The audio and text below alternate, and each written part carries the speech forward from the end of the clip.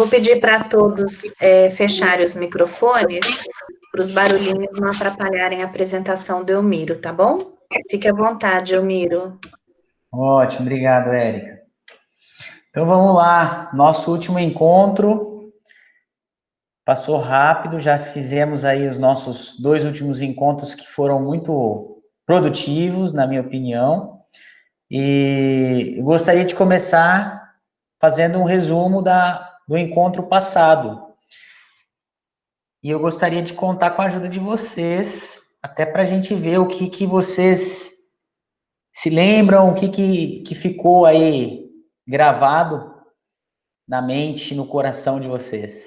Nós falamos um pouco sobre o papel dos sentimentos. Qual que é a função dos sentimentos? Alguém se arrisca aí a falar o que ficou para você? O que você entendeu? Existe sentimento ruim, negativo, que a gente não pode sentir, é isso?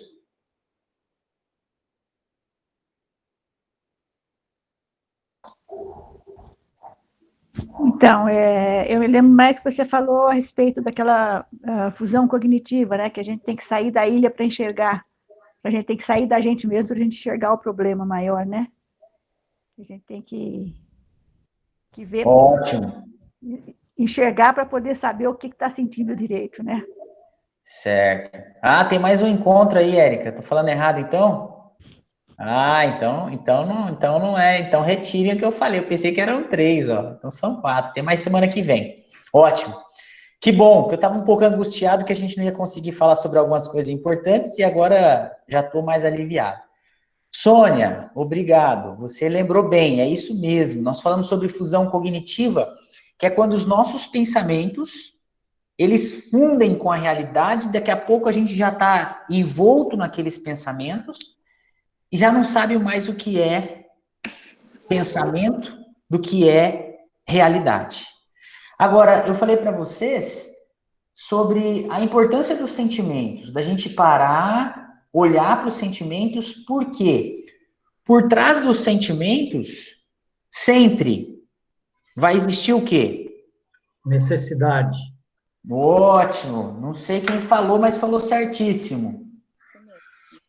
Nós temos sentimentos que são agradáveis, sentimentos que são desagradáveis.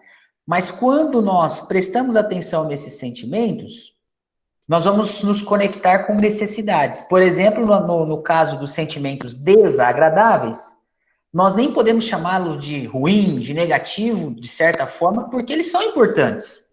Apesar de serem desagradáveis, porque ele sinaliza que uma necessidade não está sendo atendida, que nós precisamos de algo. Agora, quando a gente não para e presta atenção nesses sentimentos, como é que nós vamos entender qual é a necessidade?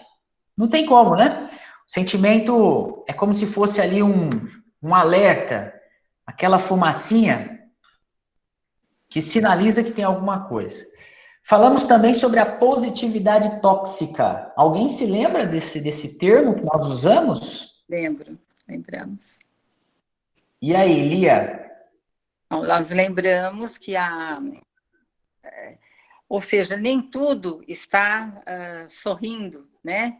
Ou seja, a gente tem que olhar para dentro da gente e tentar colocar aquilo que de real a gente tem dentro, né?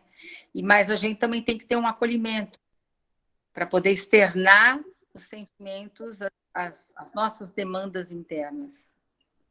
Perfeito, exatamente isso. A sociedade, o sistema, às vezes... Aí positivo, né? Precisa ter um canal de escuta. Exato, muito importante, né? Você falou que a sociedade nos força a não dizer o que realmente a gente sente, ou muitas vezes até falar, né? Mas geralmente nós reprimimos os sentimentos ruins e isso pode causar uma explosão interna, de algum momento isso vai ter que sair, né? E isso é ruim para a gente não pode reprimir os sentimentos ruins, porque eles são um sinal de alerta, você falou. Muito bem, Ana Maria, isso mesmo.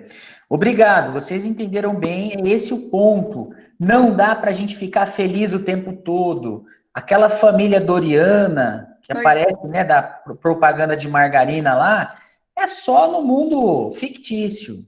É só na TV que todo mundo é feliz, é todo mundo, né? Nas redes sociais também, às vezes a gente vê lá que tá todo mundo viajando e tira foto daqueles pratos maravilhosos. E às vezes a gente não tem condições de externalizar, foi o que a Lia falou, os nossos sentimentos que são desagradáveis. Por quê? Você começa a chorar, alguém chega para você e fala o quê? Não chora, deixa para lá, né? Não precisa passar, né? Isso vai passar. Isso passa. Exato. Então, assim, a gente não tem permissão para sofrer, né? Não tem permissão para sentir coisas desagradáveis. E a Susan David, no livro Agilidade Emocional, que é um livro que eu indico muito, ela fala sobre isso. Ela chama isso de positividade tóxica, que prega só o bem-estar, que a gente tem que estar bem, que a gente está bem, e isso não é real. Isso não é real. Também falamos um pouquinho na aula passada, no encontro, sobre a agilidade emocional, sobre a flexibilidade. Inclusive, alguns termos, né? A fusão cognitiva, que acho que a Sônia já falou, a Lia, não lembro, a Ana. O fato de perceber as emoções, parar para prestar atenção no que a gente está sentindo. A emoção, a gente pode até diferenciar do sentimento de que forma? Nós não temos controle sobre as emoções. É algo involuntário. Então, quando a sua pupila dilata, existe um motivo para a sua pupila dilatar. Vamos pensar num exemplo. Imagine você na rua, caminhando, e de repente, você olha para trás e vê um pitbull, aqueles cachorros estressados, alguns são estressados. Ele pula o muro, com a boca aberta, com os pelos todos eriçados, babando com aqueles dentes vindo na sua direção. Que tipo de emoção você vai sentir? Quem gostaria de falar aí algumas das emoções? Medo. Muito medo. Pavor. Pavor. Pavor. Pavor. Desespero. Se a gente for diferenciar esses sentimentos de emoções, isso que vocês estão falando seriam até, de certa forma, sentimentos. Por quê? As emoções são sensações endócrinas, neurofisiológicas, neuroquímicas, que a gente não tem controle.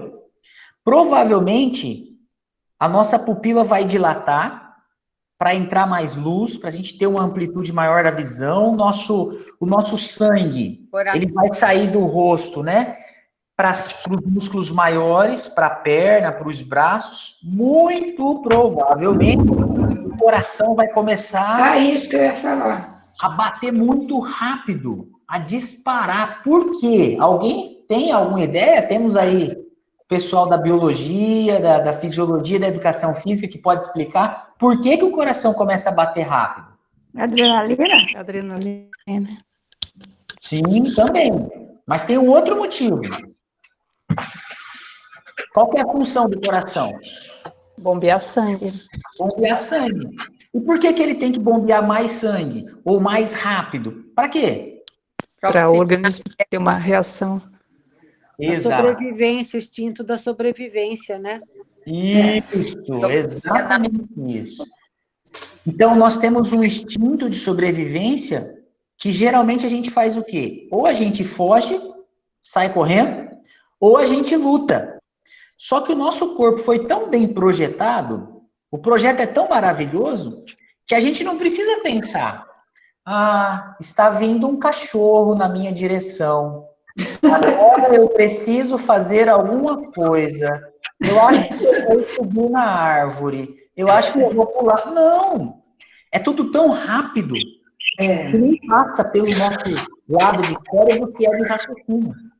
Às vezes, num sonho, você fica... E acontecendo isso que você está falando do cachorro, você fica paralisado E quando você percebe que você não consegue correr, que correr não vai resolver o problema, você para e fica, sei lá, como se estivesse corajoso para enfrentar o problema. Mas, de uma certa forma, é a hora que você acorda. Sim. Não é? É verdade. Isso daí ocorre também no real? Sim, às vezes acontece. Quem é que falou foi Celso? Isso. Celso. Acontece também, às vezes acontece da gente paralisar. Mas olha só a capacidade do nosso cérebro. Isso que o Celso falou é muito importante. Às vezes, no sonho, a gente não consegue discernir o que é real do que é sonho. Fictício. A gente só consegue discernir quando a gente acorda. Olha o poder do cérebro. Olha o poder do cérebro. Agora vejam, qual que é a diferença? O sentimento é quando a gente começa a interpretar essas emoções. E aí, eu pego todas essas emoções e chamo isso do quê? Chamo isso de pavor, chamo isso de medo, chamo isso de angústia, chamo isso de pânico. Eu nomeio essas reações fisiológicas, esses processos bioquímicos que acontecem no cérebro, que acontecem no meu estômago, e todos esses processos têm um motivo. Por isso, o que a gente precisa fazer? Perceber as emoções.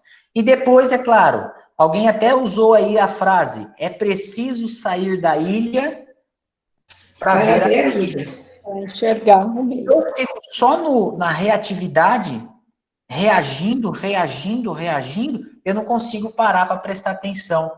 Eu não consigo me afastar. E aí, é claro, eu não consigo agir. Certo?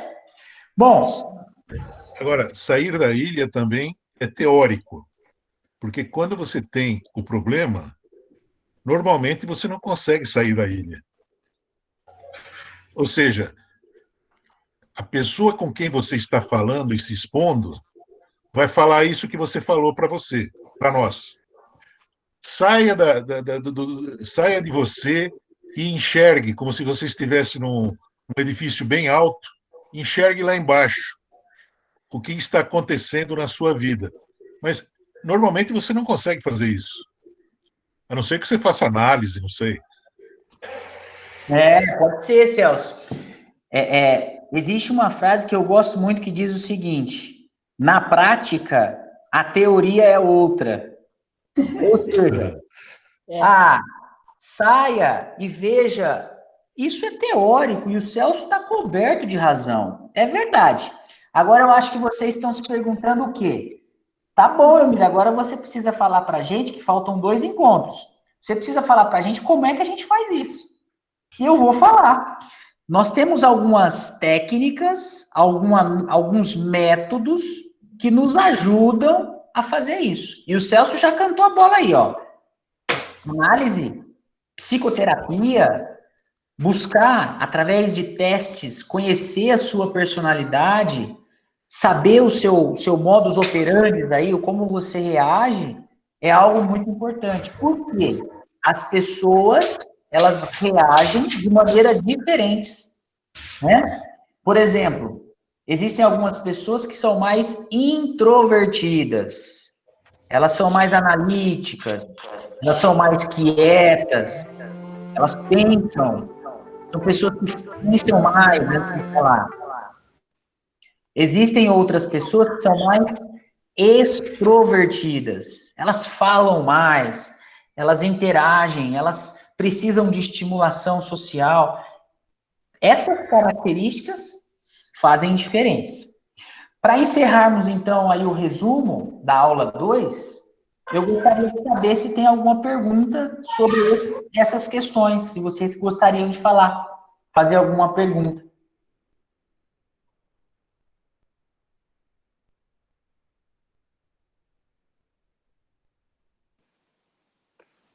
Para mim, tudo bem, pode seguir em frente. Podemos seguir? Bom, então, caso surja pergunta, podemos deixar mais para o final. Vocês podem fazer ou podem colocar no chat também, que eu estou acompanhando o chat aqui, tá bom? Então vamos lá, vamos começar nosso terceiro encontro. Eu não gosto muito desse termo aula, porque acho que não é aula. Vocês têm muito mais para me ensinar do que eu para vocês. Nosso encontro aqui. Eu gostaria de começar com essa pergunta. Quando me fizeram essa pergunta, eu vou dar uma dica, hein? Vou dar uma dica. Eu errei. E eu achei que eu sabia a resposta, tinha certeza, mas errei.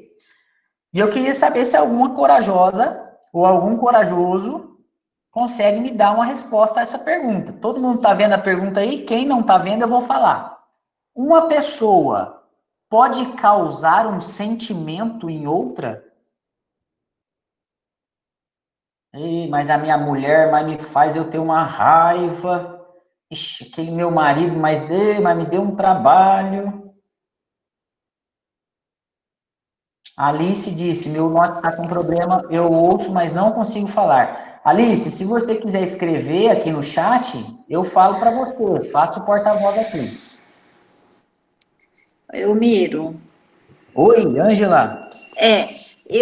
Eu tenho certeza que uma pessoa pode causar sentimento em outra. Pode ser vários tipos de sentimento. Pode ser raiva, pode ser amor, pode ser aconchego, pode ser... Nossa, tem tantos sentimentos que uma pessoa pode causar para outra. Revolta, repulsa, ou... tanto ela pode, como que se diz... colocar a pessoa mais distante dela, como aconchegar mais a pessoa a ela, dependendo desse sentimento que ela vai demonstrar para outra pessoa, entendeu? Uhum. Eu acho que eu vejo isso como algo normal, é natural, uma pessoa causar um sentimento em outra, tanto sentimentos bons quanto sentimentos ruins. Certo. Ângela, posso te dar um exemplo? Pode. Então, veja, uma pessoa que você ama muito, que você tem muito carinho, chega em você e diz assim, olha, Ângela, você foi uma pessoa muito importante para mim. Quando eu precisei de você, você me ajudou. Você é uma pessoa muito companheira, muito amiga. Você é uma pessoa amorosa. E aí essa pessoa causou em você um sentimento de alegria, de contentamento. Sim. E aí uma outra pessoa chegou e falou assim, Ângela, você não cuida da casa. Olha essa casa, o jeito que tá. Você não tá nem aí para limpeza. Meu Deus, mas você é muito irresponsável, dona Ângela. E aí você fica magoada, triste. Aquela pessoa causa em você uma chateação, raiva. Sim, só que eu parto do princípio que cada pessoa tem um ponto de vista. Como aquele quadro que você mostrou outra vez, que um pintou o homem da rua e o outro pintou a paisagem. Eu acho que cada pessoa tem um ponto de vista diferente. Eu vou citar um exemplo, como você falou, de causar um sentimento.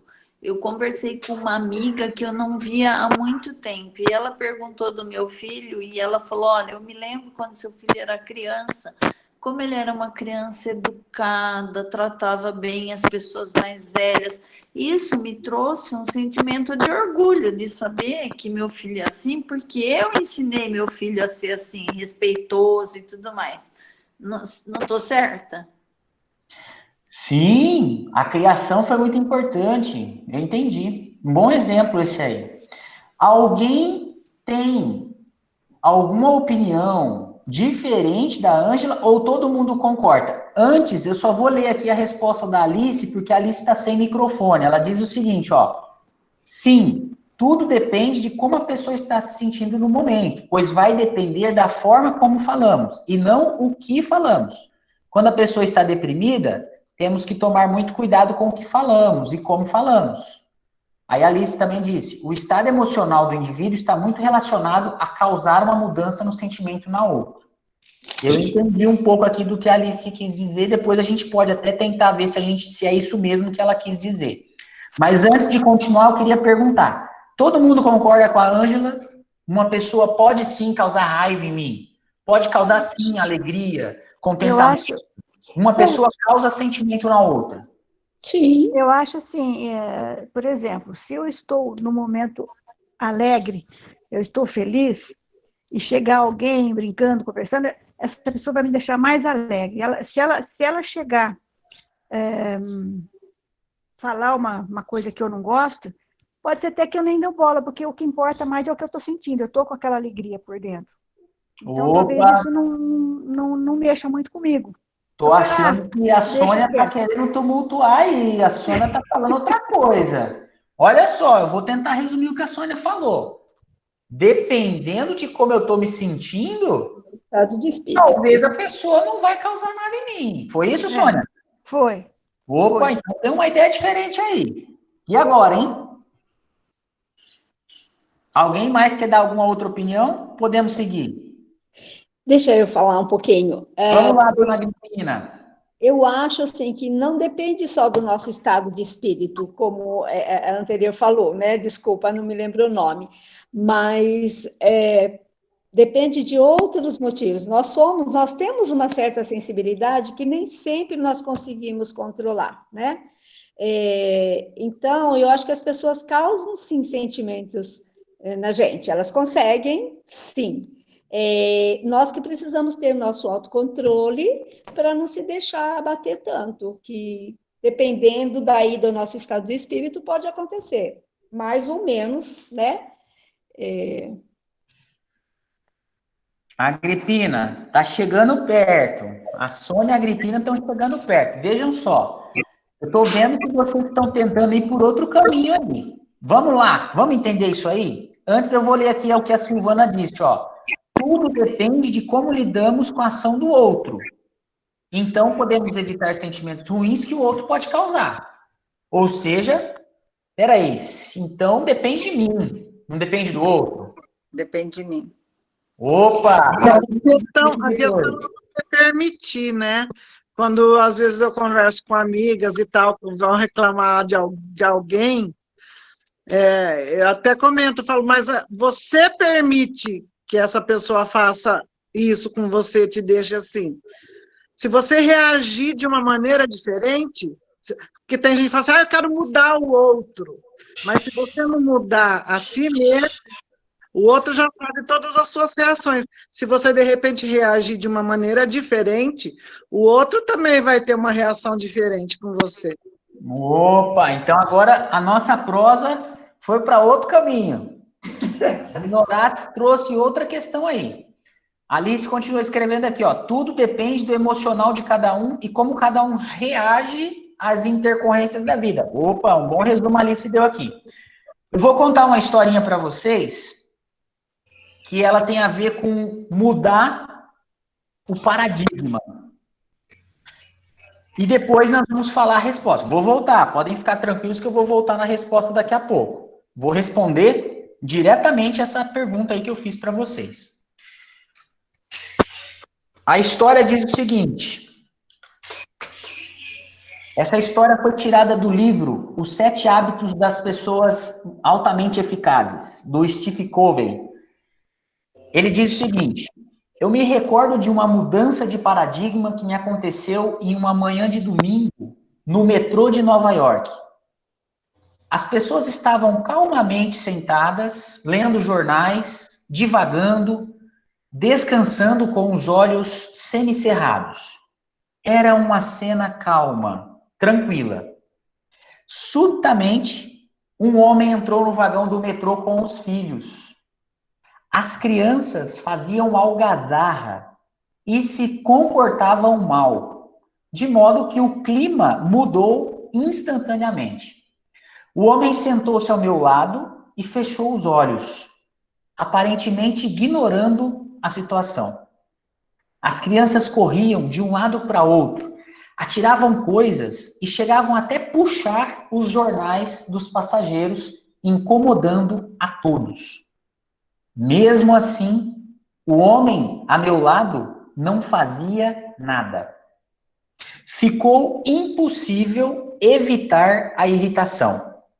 Eu não conseguia acreditar que ele pudesse ser tão insensível a ponto de deixar que seus filhos incomodassem os outros daquele jeito, sem tomar uma atitude. Dava para perceber facilmente que as demais pessoas estavam irritadas também. A certa altura, enquanto ainda conseguia manter a calma e o controle, virei para ele e disse: Senhor, seus filhos estão perturbando muitas pessoas. Será que não poderia dar um jeito neles? O homem olhou para mim como se estivesse tomando consciência da situação naquele exato momento e disse calmamente: Sim, creio que o senhor tem razão. Acho que deveria fazer alguma coisa. Acabamos de sair do hospital, onde a mãe deles morreu há 1 hora. Eu não sei o que pensar. E parece que eles também não conseguem lidar com isso. Podem imaginar o que senti naquele momento?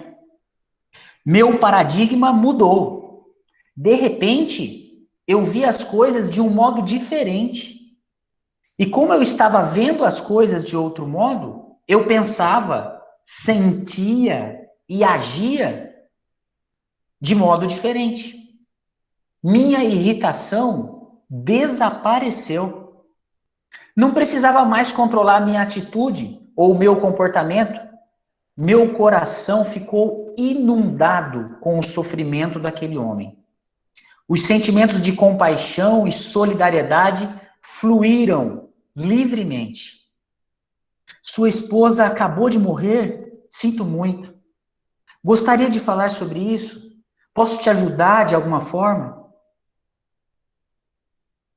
Fim da história.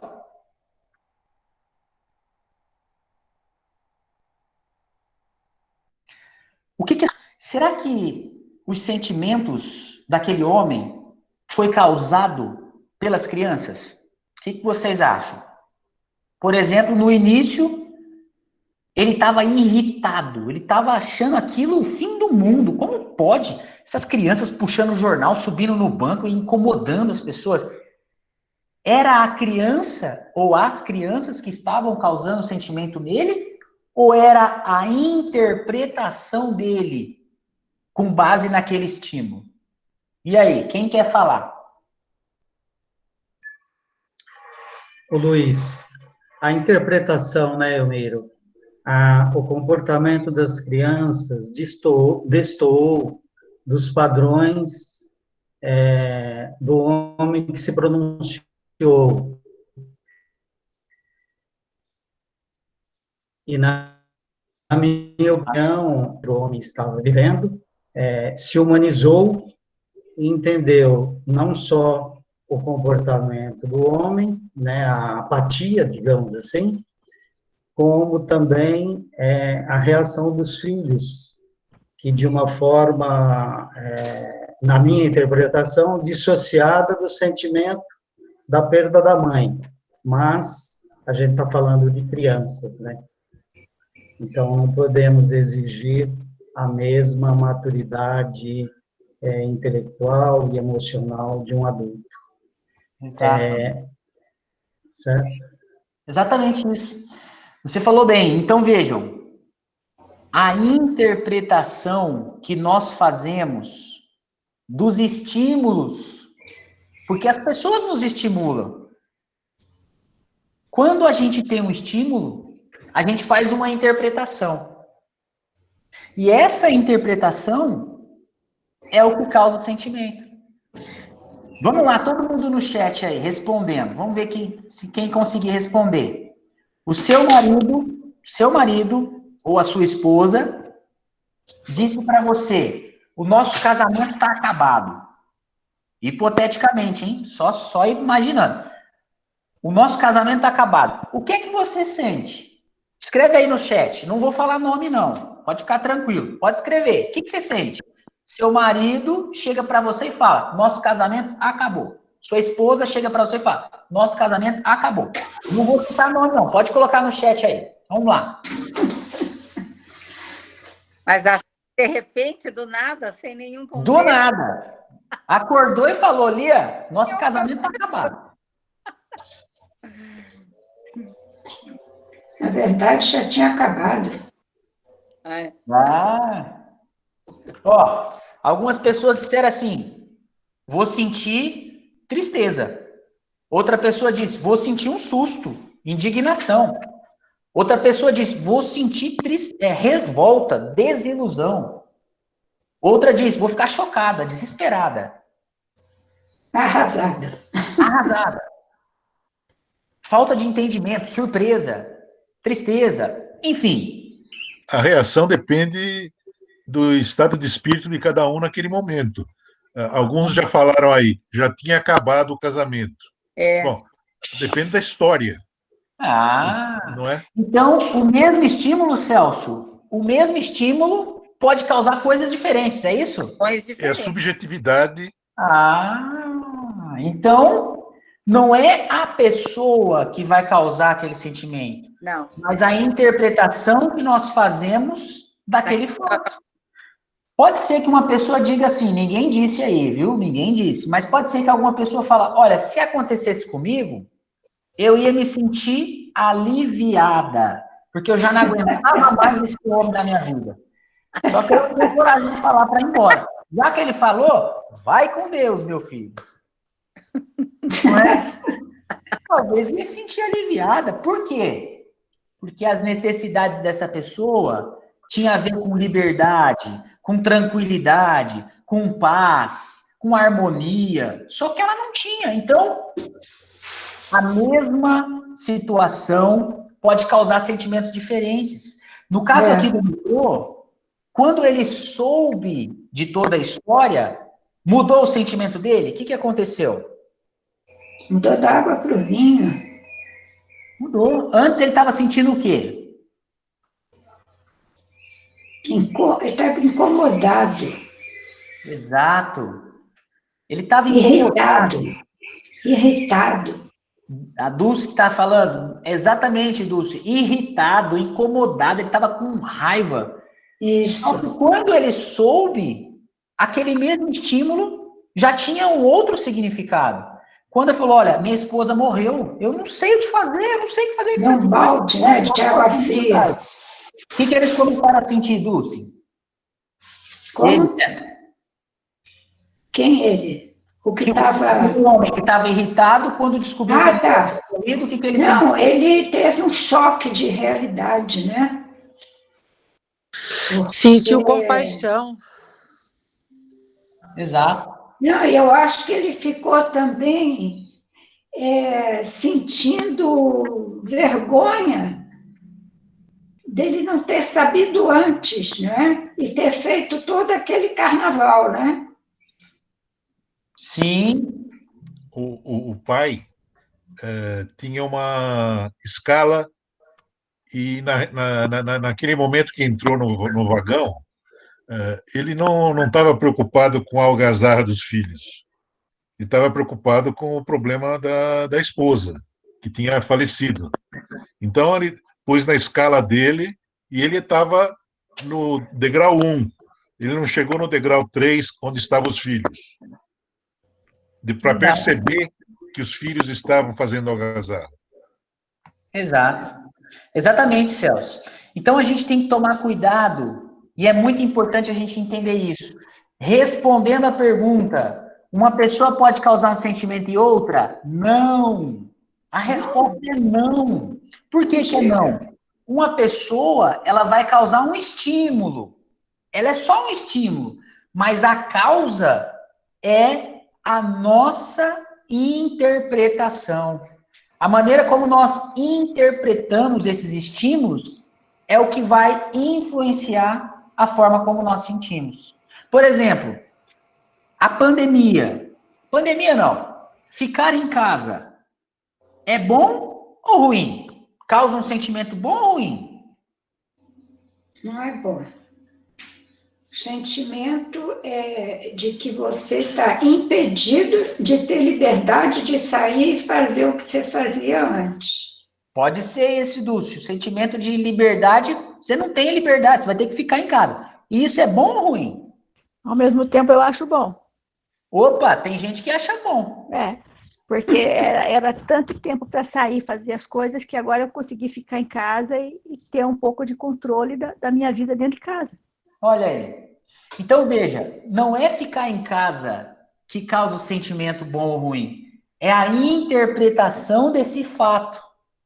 Para algumas pessoas, ficar em casa é terrível, porque ela quer interagir, ela quer sair, ela quer ficar na rua, ela quer abraçar, ela quer... Outras pessoas falam, não, peraí, ficar em casa é bom. Eu vou ter tempo para cuidar das minhas coisas, eu vou ter tempo para ficar comigo mesmo, para cuidar da minha família, para cuidar das minhas plantas. Ou seja, não é o fato em si que causa. Tá claro isso, pessoal? Deu para ter uma ideia? Sim, Elmiro, você falando me fez pensar, quando nós estamos trabalhando e temos excesso de trabalho, ou estamos com uma vida muito corrida, ou outra situação parecida, a gente quer muito ficar em casa. Você fala, nossa, não vejo a hora, eu quero ficar em casa, vou passar o fim de semana inteira deitada assistindo filme, assistindo televisão. Só que quando você tem essa liberdade você é forçado a ficar em casa, aí você quer fazer outra coisa.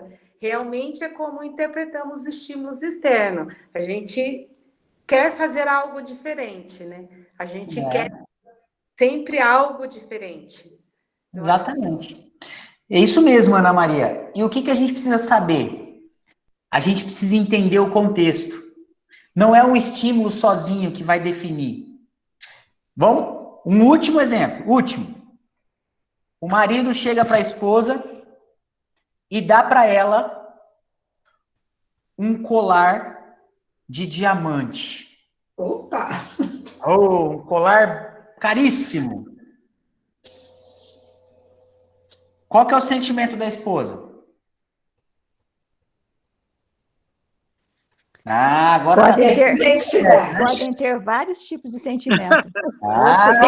Todo mundo esperto. Então, vou terminar de contar a história. O marido chega para a esposa, dá um colar de diamante para ela e fala assim, ó, eu tô te dando esse colar de diamante por 2 motivos. Primeiro, que você tá muito feia.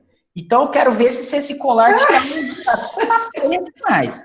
E segundo, a minha ex-esposa também tinha esse colar. Então, eu vou te dar ele, porque aí eu vou lembrar da minha ex-esposa. Aí não dá, né? Não, sem condições, né? Então, veja, é muito difícil a gente falar que um sentimento causa alguma coisa. Tem outras coisas envolvidas aí. Agora, veja, a gente precisa saber entender os sentimentos das outras pessoas e os nossos sentimentos. Por quê? Muitas vezes a gente não conhece o que está por trás daquilo. A gente não entende a necessidade por trás do sentimento. Vocês já ouviram a historinha das 2 filhas que brigavam por uma laranja? Não. Não? Eu vou contar a história. Eu gosto de contar uns causos, umas histórias. Essas filhas estavam disputando uma única laranja. Uma dizia, essa laranja tem que ser minha, porque eu sou mais velha e eu mereço essa laranja. A outra dizia, essa laranja tem que ser minha, porque foi eu que comprei. E a outra disse, mas o dinheiro era do papai, não era meu. E a briga não cessava. E ficava ali brigando pela laranja. Até que chegou a mãe, uma boa negociadora, ao se deparar com as filhas brigando pela laranja, teve uma brilhante ideia. O que ela fez, Lia? A Lia já acertou ali, viu? Cortou ao meio. Cortou ao meio de metade cada uma. Olha que ideia boa. A mãe falou, vamos parar com essa briga? Pegou uma faca, cortou a laranja ao meio, uma metade para uma metade para outra. Resolvido? Mais ou menos. Mais ou menos. Mais ou menos. Quando a mãe deu a metade da laranja para uma, ela descascou, pegou a casca e começou a ralar a casca para fazer um bolo. E jogou a metade da laranja descascada no lixo. E a outra descascou, pegou a casca, jogou no lixo e chupou a metade.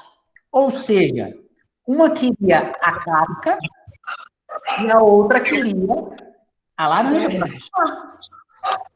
Foi uma boa decisão cortar a laranja ao meio? Não. Em princípio, na hora daquele boom, foi uma decisão meio no impulso, assim. Mas depois tem que conversar sobre as necessidades de cada uma e as justificativas que cada uma deu, inclusive, para poder ficar com a laranja por inteiro. Exato, Lia. Então, qual foi o problema? Onde é que a mãe errou aí? Falta de comunicação. Teriam que conversar para se entender e chegar a um consenso. Acho que agiu meio no impulso, né? Exato. A mãe já quis ir logo resolvendo o problema. Não, não é assim. Né? E o que acontece? Muitas vezes... diferente uma da outra. Exato, Lia. Uma deu um destino para suas metades, né? Muitas vezes a gente quer resolver o problema do nosso jeito, sem entender a outra pessoa, sem entender o sentimento da outra pessoa. Mas aí, Elmiro, a gente usa os nossos juízos de valores, né? Ai, desculpa. A Márcia Vicentinha e a Lia estavam falando. Quem quer falar primeiro? Pode falar. Então, a Márcia e depois a Lia. Aí a gente usa os nossos juízos de valores na situação e acabamos fazendo inferências, ao invés de observar, analisar o fato, nós fazemos inferências na situação. Isso. Exatamente, Márcia. Lia, você ia dizer? Essa questão, né? A mãe acho que agiu um pouco no impulso para acabar aquele medo daquele momento. Mas cada uma, na realidade, tem o direito de fazer aquilo que queira com a sua metade.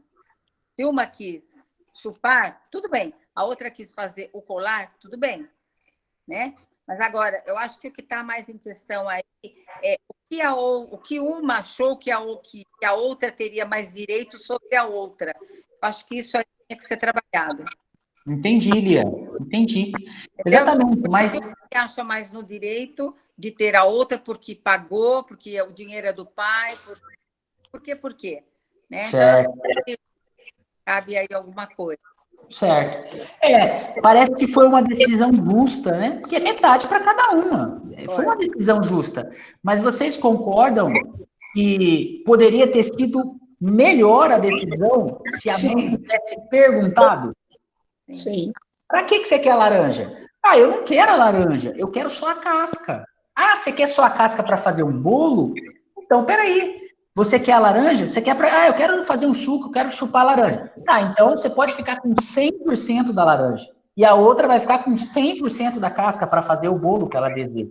Ou seja, às vezes, nós precisamos entender melhor o sentimento das pessoas que estão em nossa volta. Existe uma frase que eu gosto muito que diz o seguinte: as pessoas não são contra nós, elas são a favor delas mesmas. Certíssimo. A gente precisa parar com um hábito de achar que nós somos o centro do mundo e que tudo que está fazendo para prejudicar a gente. Porque está me provocando. Porque quer que eu saia da empresa. Porque a pessoa não me respeita. Quando, na verdade, a pessoa está preocupada com ela. Está preocupada com os sentimentos dela, com as necessidades dela. E vejam que eu não estou entrando aqui o que é certo, o que é errado, se é egoísta, se a pessoa é individualista. Eu estou falando de entender os sentimentos do outro para que a gente possa melhorar, aperfeiçoar os nossos relacionamentos. E qual que é o problema? A Márcia já falou um pouquinho aí, que é um conceito da comunicação não violenta, que é você separar o que é fato do que realmente aconteceu, das suas interpretações. Vamos fazer um exercício. O que vocês acham que aquele pai... que aquele homem que estava lá no metrô, o que ele julgou? O que passou pela cabeça dele em relação ao pai que estava com os olhos fechados? O que ele deve ter pensado? Quem quer chutar aí? O que ele deve ter pensado? Que o pai não estava nem aí que as crianças fizessem o que fizessem, ele não se importava. Dinorá, esse pai deve ser um pai muito relaxado, não dá educação para os filhos. Aí, ó, nem tá nem estão tocando o terror e o pai não tá falando nada. Deve ser um pai omisso, deve ser um pai que não teve uma boa educação e está repetindo de uma maneira sistemática esse modelo horrível de deixar os filhos soltos, fazendo o que eles bem entendem. E o que acontece quando ele foi pensando nisso? Ele foi pensando. E o que começa a acontecer na cabeça dele? Ele se reviu rapidamente. Ele começou a ficar com raiva, né? Isso. E começou a ficar com raiva porque esse pai tem que fazer alguma coisa. Ele tem que parar. Essas crianças estão incomodando. Ou seja, a nossa raiva não é bem pelo que o outro fez. A nossa raiva começa quando a gente começa a interpretar o que a outra pessoa fez. Por exemplo... Oi, Celso. Deixou de fazer. Alguém falou? Não, eu falei que deixou de fazer também, né? Ah, sim. Omitiu, né? Exatamente. Então, o que nós precisamos pensar? Que por trás de fatos, por trás de comportamentos, existe toda uma história que, se a gente parar para prestar atenção, talvez a gente se ofenda menos. Por exemplo, uma pessoa que está ali com o carro e te fecha. De repente ela dá aquela fechada em você, ou ela está vindo no acostamento. E de repente você está lá na fila, aquela fila de carro, e a pessoa no acostamento começa a embicar o carro querendo entrar na sua frente. O que é que você sente? Eu deixo entrar. Algumas pessoas deixam entrar, outras pessoas batem no carro e buzinam e falam, aqui não, se quiser bater, vai bater, mas no meu carro, na minha frente, não. Que espertinho é esse, né? A pessoa quer ser muito espertão, tá vendo que tem uma fila? Agora quer cortar bem na minha frente? Eu já tive muitas dessas reações, Elmira, mas agora eu penso duas vezes, porque teve uma vez que eu precisei ir para o hospital, e eu precisava, a pessoa precisava correr, e ninguém queria dar passagem. E aí a gente fala assim, você não sabe por que aquele cara está correndo demais. Você não sabe o que está acontecendo, se ele vai salvar alguém, se ele vai fazer alguma coisa, você não sabe. Então, né? Se você tiver condições de deixar... Exatamente esse exemplo. E aí, você já adiantou. Eu era criança ainda, quando meu pai... Imagina a seguinte cena, a Sônia está falando aí que uma pessoa pode estar indo para o hospital. Imagina a pessoa desce do carro e fala assim, o meu filhinho está engasgado, eu estou levando ele para o hospital. Aí já muda. Você vai continuar com a mesma opinião? Não. Não, né? Claro que não. Fala, pelo amor de Deus, passa, pode ir. Só que a gente sabe se tem um filhinho engasgado, se a gente sabe se a Sônia está indo para o hospital, se a Sônia está indo levar o filho, o marido, alguém, nós não sabemos. Mas qual que é o problema? A nossa interpretação, quando a gente começa a julgar e pensar coisas negativas, o que é que acontece com o nosso corpo? Por exemplo, quando a gente sente raiva. Fica irracional. O sangue ferve. Você começa a fazer a fusão cognitiva. Por quê? O seu cérebro já não sabe o que é mais realidade. Aí o que você faz? Você mostra uma banana para a pessoa, você buzina, você xinga. Ô, espertão! Tá pensando... Por quê? Você coloca aquilo como se aquilo fosse verdade. Que a pessoa é malandra, que a pessoa é safada, que é esperta. Pode ser que seja verdade? Pode ser também, tem malandro aí, tem malandro também, mas não necessariamente. Pessoal, para encerrar e deixar uns minutinhos das perguntas, eu queria terminar com um poema, porque muitas vezes nosso cérebro fica muito no futuro. A gente fica imaginando coisas. E às vezes você fala, peraí, mas esse fato isolado, o quanto esse fato realmente vai impactar minha vida? Quando você vive o presente, você consegue ter mais paz, você consegue ter mais tranquilidade. E o que acontece? A gente não consegue viver no presente. É muito difícil, porque o nosso cérebro fica igual um macaco de galho em galho, pensando ou em coisas que já aconteceram, ou pensando em coisas que vão acontecer ou que nem vão acontecer, mas que causam essas preocupações. Então, eu gostaria de encerrar lendo esse poema do Fernando Pessoa. O poema diz o seguinte: para além da curva da estrada, é o tema do poema, para além da curva da estrada. Para além da curva da estrada, talvez haja um poço, e talvez um castelo, e talvez apenas a continuação da estrada. Não sei, nem pergunto. Enquanto vou na estrada, antes da curva, só olho para a estrada antes da curva. Porque não posso ver senão a estrada antes da curva. De nada me serviria estar olhando para outro lado e para aquilo que não vejo. Importemo-nos apenas com o lugar onde estamos.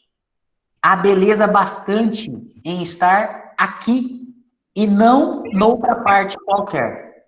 Se há alguém para além da curva da estrada, esses que se preocupem com o que há para além da curva da estrada. Essa é a estrada para eles. Se nós tivermos que chegar lá, quando lá chegarmos, saberemos. Por ora, só sabemos que lá não estamos. Aqui há só a estrada antes da curva. E antes da curva, há a estrada sem curva nenhuma. Bonito o poema, né? Bonito. Então, pessoal, às vezes a gente fica muito preocupado com o que tem depois da curva. E a gente não vive. Simplesmente pensando o que tem depois da curva. E aí o tempo vai passando, o tempo vai passando, o tempo vai passando. Quando vê, o tempo passou e a gente só ficou preocupado com o que estava lá, além da curva. Temos 6 minutos para abrir para perguntas sobre o tema de hoje. Vou parar por aqui para não trazer muita informação e não dá para a gente discutir. Depois a gente pode voltar também e fazer perguntas. Mas gostaria de abrir para vocês. Podem perguntar no chat ou no microfone, o que vocês preferirem. Belmiro, Leomar, posso perguntar? Ô, Leomar, sim. O ativador, né? Às vezes você é o ativador do desconforto e desconfiança da outra pessoa. Leomar, gostei desse termo aí. Posso roubá-lo? Assim. Vou roubar. Olha o que a Leomar falou. Leomar falou ativador. Essa palavra é linda. Você ativa, não é que você causa. É um estímulo. Vou roubar, já vou até anotar aqui. Ativador. Continua, Leomar. Aí você é o ativador do mal-estar da outra pessoa, da desconfiança. Aí você toma consciência disso. E sabe que não é verdadeiro aquele sentimento da outra pessoa. Você tenta reverter ou se explicar. Mas percebe que não aconteceu o fato, não reverteu e a pessoa continua com aquela sensação de raiva, de desconfiança, e esse sentimento da outra pessoa incomoda a mim, vamos dizer assim. O que fazer? Muito boa a sua pergunta, Leomar, e bem pertinente para nosso encontro de hoje. Todo mundo entendeu a pergunta da Leomar, né? Eu sou um ativador de um sentimento, eu ativei, estimulei. Só que a pessoa faz uma interpretação equivocada. não era bem aquilo que ela está pensando. E aí eu tento reverter e não consigo. Nesse momento, Leomar, é claro que eu não vou te dar uma resposta aqui precisa, porque teria que ser algo detalhado, precisaria entender nos mínimos detalhes para tentar chegar perto de uma resposta mais adequada. Mas algo mais genérico que você poderia pensar, ou alguém que você se refira, seria empatizar. A empatia é uma palavra que está na moda. Muitas pessoas estão falando sobre empatia, só que elas não sabem bem o que significa. As pessoas, você pergunta, o que é empatia? As pessoas logo se colocam é se colocar no lugar do outro. Mas como eu vou me colocar no lugar do outro se eu não sou o outro? Se eu não vivi a história do outro?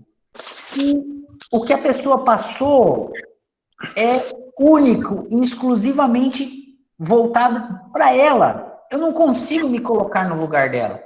Não tem como eu sentir o que ela está sentindo, porque eu não sou ela. Como a gente pode fazer isso? A empatia, Leomar, nós vamos falar um pouco disso na semana que vem, um pouco mais. Mas a empatia é você se conectar com essa pessoa. Então você precisa explorar o que essa pessoa está sentindo. Se essa pessoa, por exemplo, é insegura, é você se perguntar, será que durante a infância, durante a vida inteira dessa pessoa, ela teve motivos para ter essa insegurança? Qual que é a necessidade dessa pessoa? Quando você se conecta com os sentimentos dessa pessoa, quando você entende essas necessidades, é mais fácil de você ouvir o que ela está dizendo. Porque às vezes ela vai te falar uma coisa que você não vai conseguir fazer. Por exemplo, essa pessoa pode dizer para você assim, você é uma pessoa que não me dá atenção. Só isso.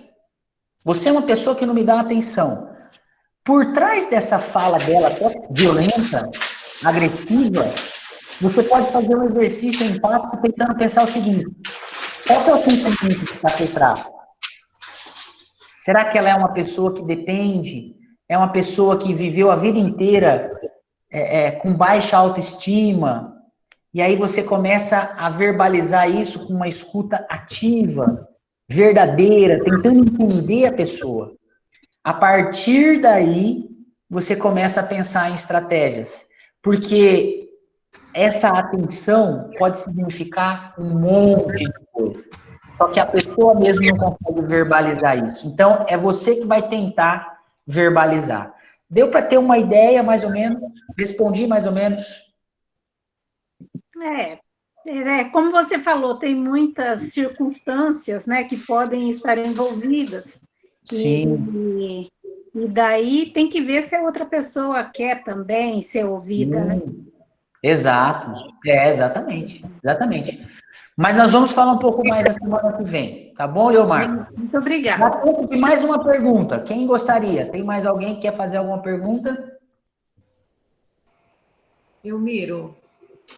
Márcia. Isso. Você acredita que esses sentimentos negativos, essas pessoas, com esse exemplo do trem aí, esses sentimentos podem gerar problemas físicos, doenças, e trazer problemas físicos para essa pessoa? Com certeza absoluta, Márcia. A nossa interpretação das coisas... Posso voltar no exemplo do carro? O que você acha que vai te fazer mais mal? Todas as pessoas que tentarem furar passar pelo acostamento, você mentalizar assim, esse é um folgado, um safado, um espertalhão, uma pessoa que se acha melhor, que quer bancar o espertão, ou você pensar assim, coitada dessa pessoa, a vida dele deve estar um inferno tão grande que ele precisa cortar isso aí, porque, coitado, talvez ele trabalhou demais, talvez ele está indo levar a mãe que está com câncer, talvez ele está com o bebê engasgado. O que você acha que vai te causar mais sentimentos desagradáveis? A primeira situação aí traz mais sentimentos desagradáveis, né? Mas você sabe o que realmente está acontecendo em cada carro que tentar passar? Não. Não dá para saber. Tem como você parar o carro, Márcia, e falar assim, escuta aqui, vem aqui, ó. Eu participei no encontro lá da Unicamp, e aí eu queria saber se tem algum bebê engasgado. Não dá para perguntar, né? Não vai dar para parar os carros, não tem como. Então, o nosso cérebro, a maneira como a gente pensa, faz muita diferença. Então, talvez tem que ativar um filtro, não é? Exato. Então, talvez o seu marido te fale algo, alguém te fale algo que te machuque muito, e você coloca na sua cabeça o quê? Ele aprendeu a ser desse jeito, ele cresceu assim, eu vou tentar relevar isso, porque não é sobre mim, é sobre ele. Talvez ele teve um dia muito ruim no trabalho, talvez ele está nervoso, talvez ele está com medo de pegar a Covid-19. Eu vou relevar. É claro que existe limite, é claro que não é tão simples assim, mas o bem-estar, para você não somatizar isso, e daqui a pouco você está com fibromialgia, daqui a pouco você está com depressão, com transtorno de pânico, com ansiedade, com problemas de estômago, com úlcera, com gastrite, tudo por conta desses pensamentos e da forma como a gente interpreta e como a gente vê o mundo. Certo, Márcia? Sim, eu concordo com a sua fala, também penso da mesma maneira, né? Eu acho que a gente tem que saber filtrar algumas coisas e para a nossa vida ser mais leve, inclusive, né? Para a nossa saúde ganhar com isso. Exato. É filtrar, adoecer, né, Elmiro? Não entendi, Lia. É saber filtrar para não adoecer. Exato. Bom, então vamos encerrar o nosso encontro. Aprendemos hoje, falamos aí de algo muito importante. O outro não causa sentimento na gente. Na verdade, é a nossa interpretação, a forma como a gente interpreta os estímulos que influencia a forma como a gente se sente. Eu acho que isso é o maior aprendizado desse nosso encontro de hoje. Certo? Bom, então não é a última. Nos vemos semana que vem para nosso encerramento. Obrigado aí por vocês estarem e nos vemos em breve. Obrigada, Elmiro. Obrigada, tchau, gente. Obrigado. Tchau. Tchau, gente. Abraço. Tchau, boa tarde. Até a semana que vem.